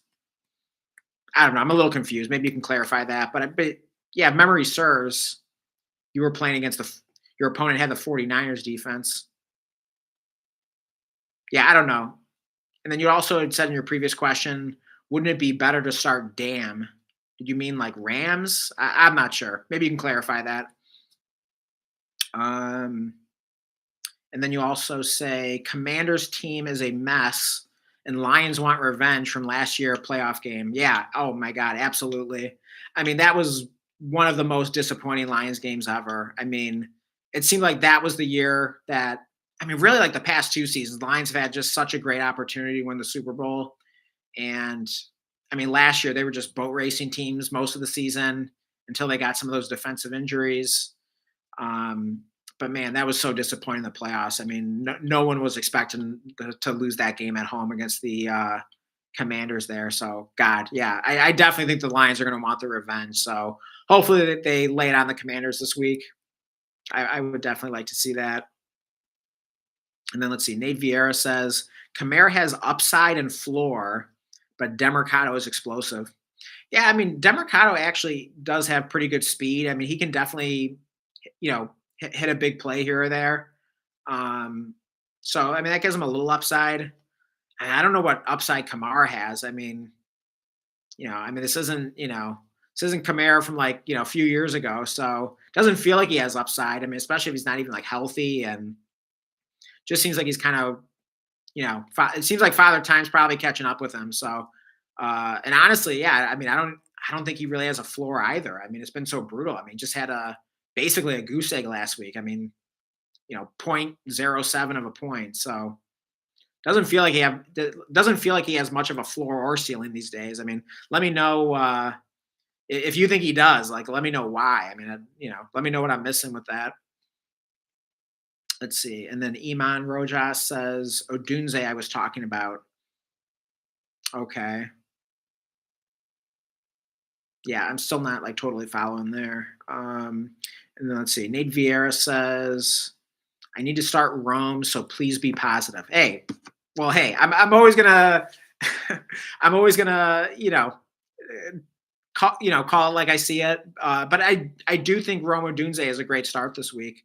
I'm really not too concerned about, that he had a goose egg last week. I mean, of course, you don't love to see that, but I mean, what great player hasn't had like a bad game here and there? I think you just got to bet on him bouncing back. It's a great matchup. Should be a great game environment. So, yeah, I don't have to fake it. I mean, I genuinely think Rome Odunze is a really good start this week. All right. And then Nate also says Demercado or Camara. Oh yeah, wait, didn't we already talk about that? And then you say, I remember when Le'Veon ran for 240 in the snow. I don't think I remember that one. I remember LaShawn McCoy had a big, actually, yeah, famous snow game against the Lions, of course. Yeah, but yeah, I don't remember the Le'Veon game though. But yeah, I mean, great running back for fantasy though. Let's see. Then we got Don Oliver. That looks like a new name. Welcome to the channel. And you ask, do we fire up Tyler Warren this week versus Atlanta? Tough matchup. or should I play Kenneth Walker or Tez Johnson? Yeah, I mean Tyler Warren has cooled down, so like I'm not too concerned about the matchup with the Falcons. I mean, since you're new to the channel, I'll just tell you that I don't worry like too much about matchups with like my start sit decisions. It's more like a tiebreaker for me, especially like tight end matchups.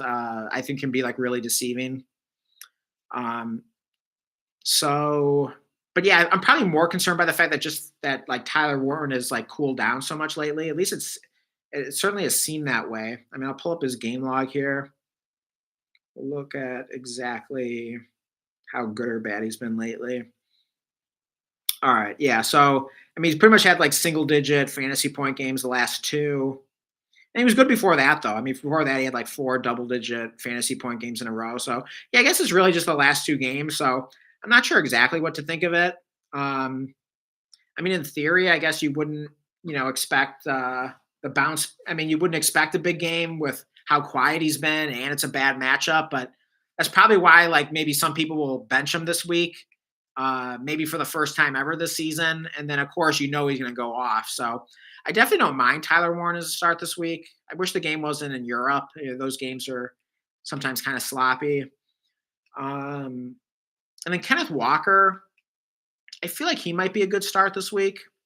I mean, he's been pretty brutal lately. But I don't know. I could see a good game against the Cardinals, maybe just a bit of a gut call there. And I mean, Tez Johnson seems like a really solid start against the Patriots.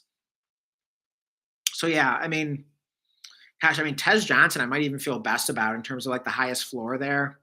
I'm assuming this is a full PPR, but no tight end premium. Gosh, I mean, that's a tough one. Gosh, that's really a tough one.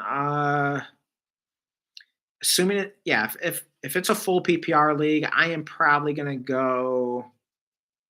Gosh, I might go Tez Johnson, but I don't know. I mean, if you just been like starting Tyler Warren every week, like I don't know if I would suddenly bench him. That seems like a bad idea. So yeah, I don't know. Is that the best logic or process there? But I mean, if you've been playing Tyler Warren every week, I'd probably just keep him in your lineup.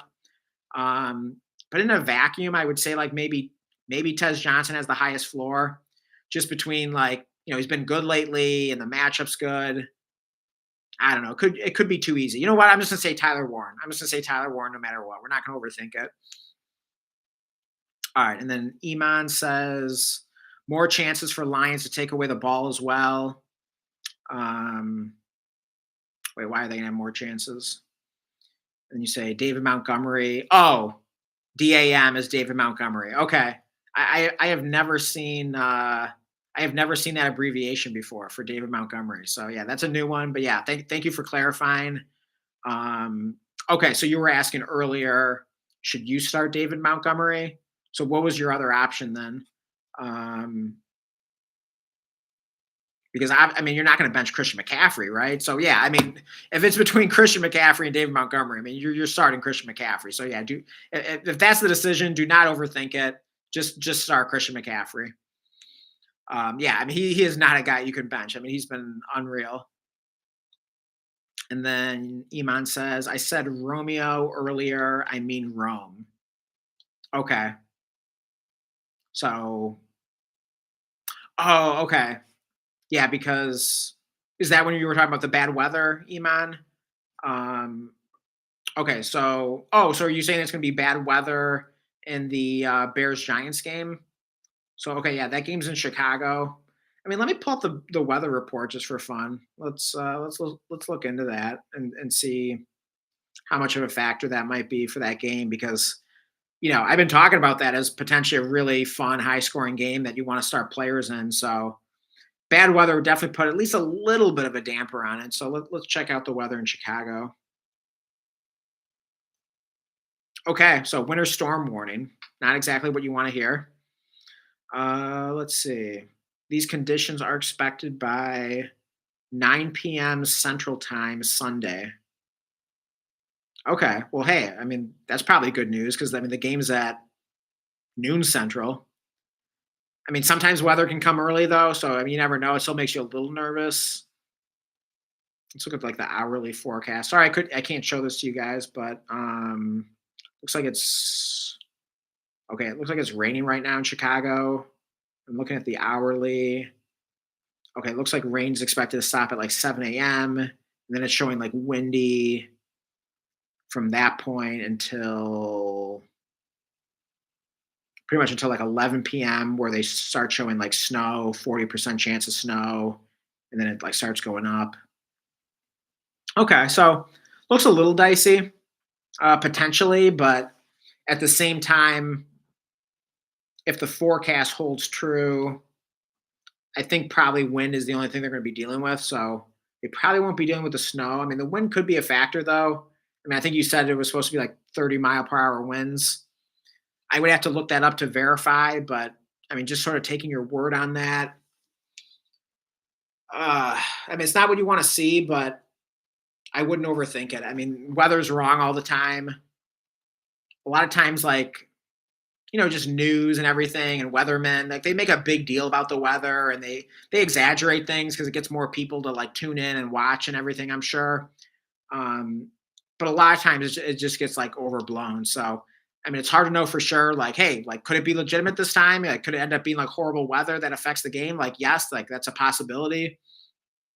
I'm probably not going to let it determine my start sit decisions too much. I mean, if it's really close between someone in that game and someone else, and I was like really torn anyways, okay, maybe it's a tiebreaker, but I just feel like you're going to regret it if you just put too much weight into the weather. I just personally wouldn't worry about it too much. All right. And then Iman says, "Oh, trust me, I have options, bro." And you say Jalen Warren, Josh Jacobs, McCaffrey, and now. Oh my God. Okay, um, so wait, are those all guys in your starting lineup then? Yeah, I'm assuming you don't have like Jacobs and Jalen Warren on your bench. I mean, you'd be really loaded if that were the case. But yeah, those are all great running backs though. So yeah, I imagine you're starting all those guys. Okay, yeah. So those guys compared to David Montgomery. I mean, I'm definitely starting McCaffrey or Montgomery. Definitely starting Jacobs over him. And I guess yeah, Jalen Warren plays the Chargers. And then let's see, David Montgomery against the Commanders. I mean, that is a pretty good matchup for Montgomery. I feel like he is kind of due for a good game, but gosh, I don't know if I'd bench Jalen Warren. He's looked really good. He seems to be like more of a workhorse, at least this season. I, mean, I don't know. I'll pull up Jalen Warren's game log. Let's see exactly how productive he's been lately. Yeah, I mean he's been really good. It's also showing the Chargers as a green matchup. Yeah, I'd probably go Jalen Warren there, but yeah, I mean I do think David Montgomery is a solid play this week. And then Iman, you say it would make sense for Dunze to have another uh, dud game ever. Though his dad cried about it due to the weather. His dad can't complain about that. Okay, yeah, I don't know too much about. I think I heard something about like his dad or whatever, or something on social media. I don't know like too much about that situation. Not too concerned about it. And then Iman, you say no call. Oh no, call me crazy and bench McCaffrey. Yeah, I mean, yeah, I would not bench McCaffrey if that's what you're saying. Um, yeah, do not bench McCaffrey for David Montgomery. I mean, hey, I love Montgomery. Yeah, I'm a Lions fan, so you won't get me to say anything bad about David Montgomery. He's awesome, but yeah, I would not bench McCaffrey. But yeah, we still got like 5 people watching here. I'm probably gonna sign off like pretty soon. I'm a little under the weather, and it's definitely been like a long day. So if you guys have any last burning, pressing questions for this week, now would be the time to drop them. Also, join our Discord. We're trying to build a community over there, and it's cool that just have a place that where we can talk and even when we're not live streaming. So I will drop that link probably in like the description. Maybe I'll even put it in the live chat here. Let's see. Yeah, it's getting late. My brain is starting to shut off here. So yeah, let me share the link right now. If I can figure this out. Here we go. Share. And we'll say copy link. and I will drop it in the live chat right now. So yeah, definitely join the Discord. You can also follow us on X at Dynasty Savvy, and also a last reminder: we kind of do this like movie club kind of thing on the channel where we'll like review like an old movie every like once in a while.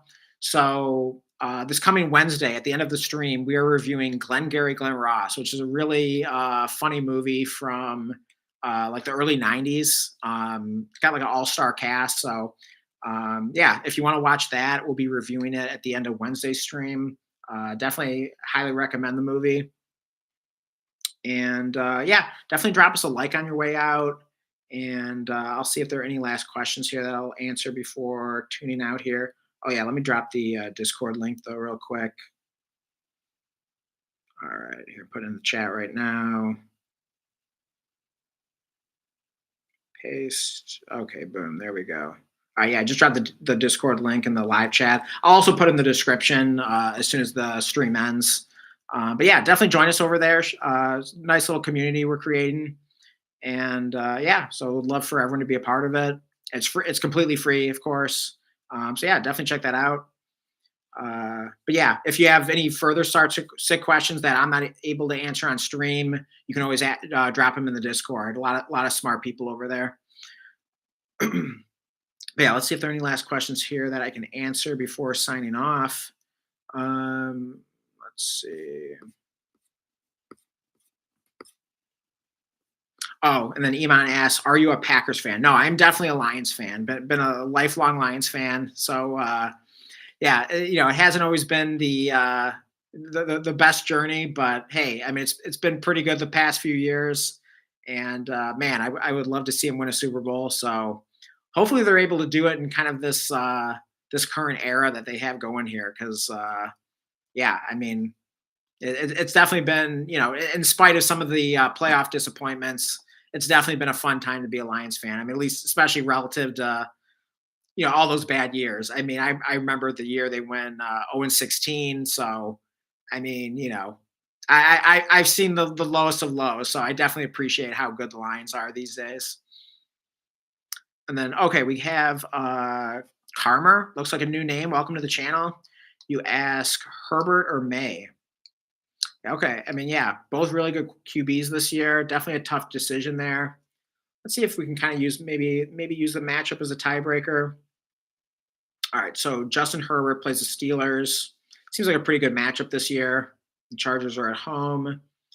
And then yeah, Drake May's been unbelievable. Oh yeah, he's playing the Bucks. So yeah, I mean, I've been saying that game could be a shootout. Yeah, that is a tough one. Man, that is a very, very tough one. I would probably just say, I don't know, like how are those guys in points per game? Let me know if it's like 4 points or 6 points for passing touchdowns. Um, I don't know. I mean, I guess they both run like a little bit, maybe not a ton. So I don't even know if that would be like a tiebreaker. But let me pull up. Let me pull up like the QB rankings on the season. All right, leaders, quarterback. It looks like Justin Herbert is number 2. Well, actually, let's sort it by points per game. That way, in case in case someone has an advantage, because like they haven't had their bye week yet or whatever. Okay, so we're sorting it by points per game. Looks like okay, in points per game, Justin Herbert is the QB6. Drake May is the QB7. Okay, so they're pretty much like neck and neck. Oh my God, yeah. The points per game, it's like 24.9 for Herbert, 24.8 for Drake May. So this is for 6 point per passing touchdown. So, yeah, I guess I'll assume this is 6 point passing touchdown. Let me know if it's 4. Probably doesn't make a huge difference. I mean, I don't know how much has Drake May been running the ball this year. Oh, actually, he's been running it quite a bit. Okay, so there you go. If this is a 4 point per passing touchdown league, I would go Drake May. If it's a 6 point, it's kind of a coin flip. I'm trying to think of like what my intuition is telling me here. Drake May at the Bucks, and then Justin Herbert home against the Steelers. I'll go Justin Herbert if it's 6 point. Just on a gut feeling. It seems like the matchup is like slightly better there. and I just feel like my gut is just slightly saying Herbert. So, but that's only if it's 6 point per passing touchdown. If it's 4 points per passing touchdown, I'll definitely take the rushing upside of Drake May there. But yeah, good question though. Thanks for the question. And let's see. We have Isaiah's. Looks like a new name. Welcome to the channel. He says opinions on Keenan Allen. Yeah, hey, I mean we love Keenan Allen on the channel here. Um, yeah, I mean he's just an awesome, like savvy old veteran wide receiver. Like I love his route running. It's been awesome for fantasy this year. So yeah, I mean it seems like he's just pretty much a really rock solid start week in, week out. So you can pretty much like start Keenan Allen each week, like regardless of matchup. I mean, that's pretty much what I've been doing in the leagues that I own him. But yeah, in terms of this week, it probably should be a pretty good matchup against the Steelers. I mean, I was just saying I got a pretty good gut feeling about Justin Herbert against the Steelers. And I guess, I mean, I'm pretty sure like Ladd is like the main slot receiver for the I don't know. Shoot. Who's playing more slot for the Chargers this year? Is it Ladd or Keenan? All of a sudden, like I'm like uh I'm like blanking on which one plays more of the slot, but I kind of think of them both as slot receivers. But in any case, the reason I bring it up is because it does seem like the Steelers tend to be vulnerable in the middle of the field. So I don't know, regardless of whether Keenan Allen's playing more on the outside or inside in the slot, um, I do feel like it's just, a really nice matchup against the Steelers. So yeah, I definitely think Keenan Allen is a really good start this week because he pretty much is every week. But yeah, definitely not shying away from him in the Sunday night game against the Steelers. That could be a fun game as well. And then Carmer says, "Awesome, thanks for your thoughts." Yeah, my pleasure. And yeah, glad you found the channel. And yeah, a lot of new names I'm seeing tonight. So definitely great to see some new names here, and as well as all of our regular viewers. So yeah, great having everyone here. And like I said, join the Discord. I will. I put the link in the live chat. I'll also put it in the description as soon as the stream ends. But yeah, if you enjoyed the stream, if you got some value out of it, definitely drop us a like on your way out. And yeah, if you want to support us, the easiest and freest thing you can do is just make sure you're subscribed to the channel. Yeah, really helps us grow. We're trying to reach 200 subs, so appreciate all the support. And yeah, I think I'm going to sign off here. So if you have any further questions, drop them in the Discord. Um, I can try to answer them there before kickoff, possibly. You could also leave them as a comment after the stream ends. But yeah, thanks everyone for watching. Good luck with your matchups. Enjoy football tomorrow. And I will see you guys for the Wednesday stream. Have a good night.